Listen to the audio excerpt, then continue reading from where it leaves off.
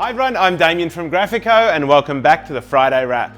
Our team have been flat out busy wrapping everything and anything, just like this cool new Hyundai Staria for Carlton Football Club.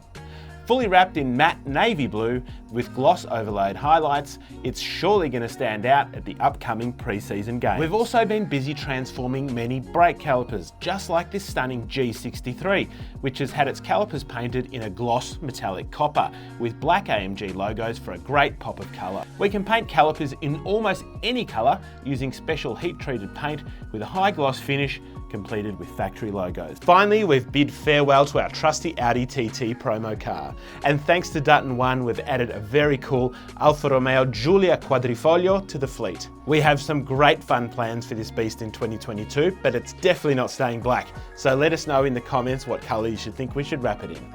Well, thanks for tuning into the Friday Wrap. I'm Damian Corney and we'll see you next time.